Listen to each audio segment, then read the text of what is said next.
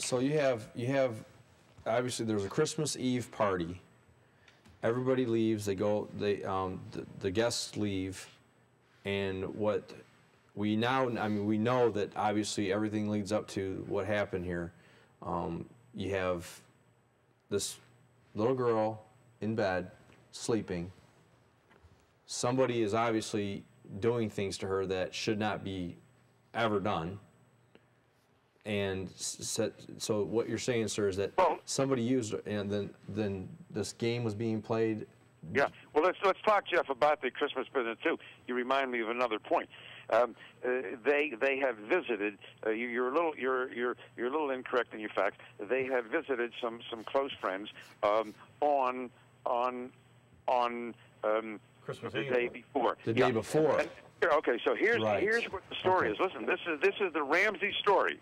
They got home late, and because it was so late, and the kids were tired, they put them to bed immediately. Okay, well that makes sense.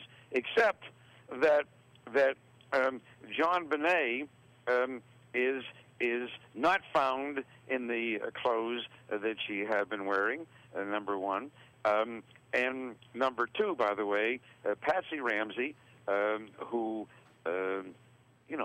is 5:30 in the morning, and she's just gotten up, and so on. Well, and she comes there when the cops come there. Guess what? Patsy Ramsey is wearing the same outfit pretty much that she had worn the night before.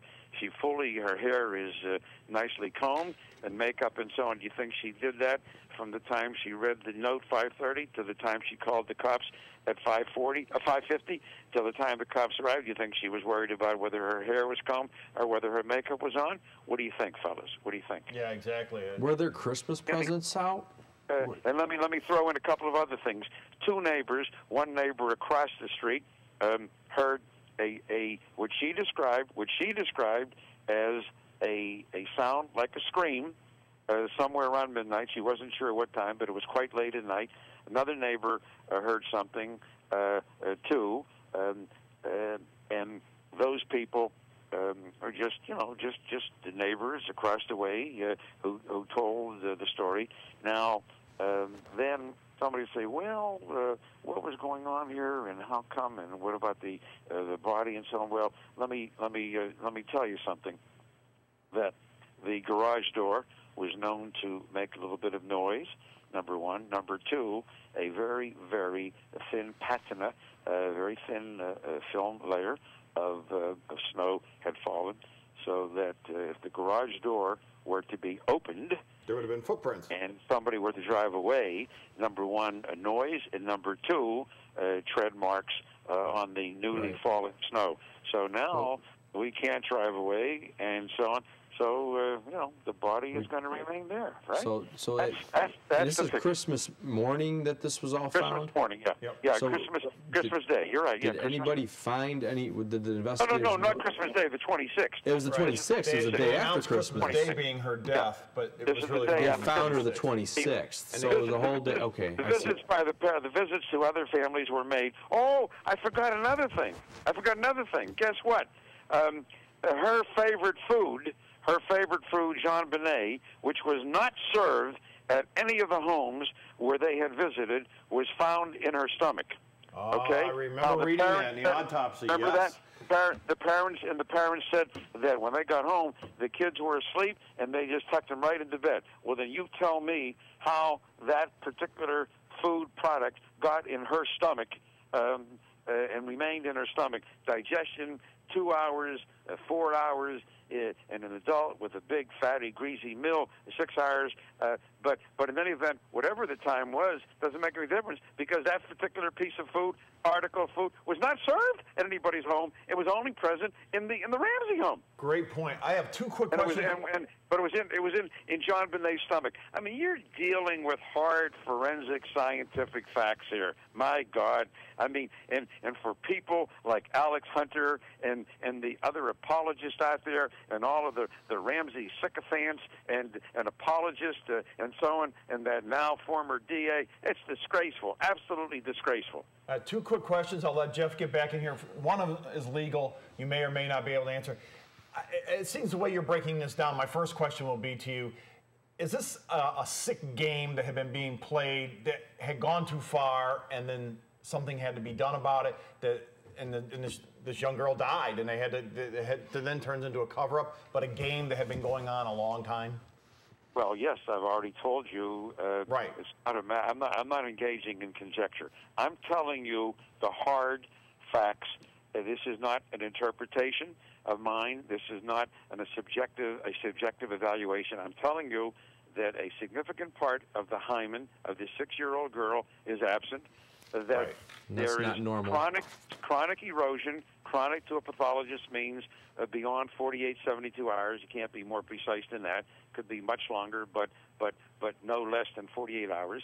And the finding of the birefringent material I've told you about. So you've got the superficial erosion.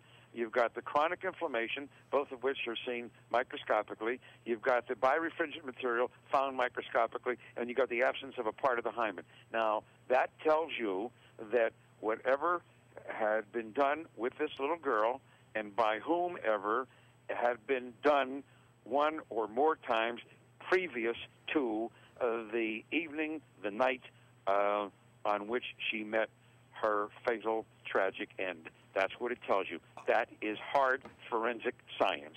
Agree, doctor. And my next follow-up to that was, did Linwood or attorneys or people involved, did they get the upper hand, and then a lot of times that happens, and then actually get the advantage there on the prosecutor, on the police department, and just really get the upper hand and scare everybody off? Did they get the upper hand on this case?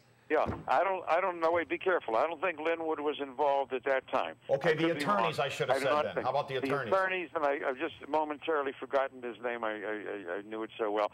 But anyway, no, the attorneys were Colorado attorneys. I think Linwood came to be involved later on. To file a suit, yeah. Filing lawsuits and threatening people. That's what I'm talking about, Sarwell. That's his forte. Yeah, that's what he does. But is that what happened then? The upper hand was grabbed by the Ramseys or whoever. I never really wanted to point the finger at any one person in this case. It is so mind-boggling and confusing. But is that what happened here? It looks like the attorneys really got the upper hand here, which rarely happens with the police department. You keep coming back. Look, is it necessary to name names when you've got two adults in the house? And as I've said, and I want to repeat, the police have cleared Burke. So you gentlemen and I are not going to say anything that would suggest that he was involved. No, never have. No. All right, no. So Burke has been cleared. That leaves Mommy and Daddy. And this business about an outside intruder, you know what I like to say? That when you see, I don't have any hair on the top of my head, okay? I like to say, when I grow a full head of hair, like I had when I was 18 years old. Just a few years ago. This intruder. Or when O.J. Simpson finds the guy that killed his wife and young Ron Goldman. That's Ron Goldman. That's maybe it's the same person who also broke into the house and killed JonBenet. That's when the same intruder will be found. Yeah. I like O.J.'s defense there. You know, she'd been doing all kinds of drugs and what have you, but for $500, they put out a hit on her. That makes no sense at all. We know that the real murderer is in jail. But, Jeff, I know you wanted to jump in here on JonBenet. Basically, no, I had heard, I mean, obviously I'm not going to get into, conjecture pieces or anything like that. We're not going to go there. But obviously, JonBenet, I had read through other articles, I'd read that she had a bedwetting problem, and that possibly could have been a catalyst with the parent.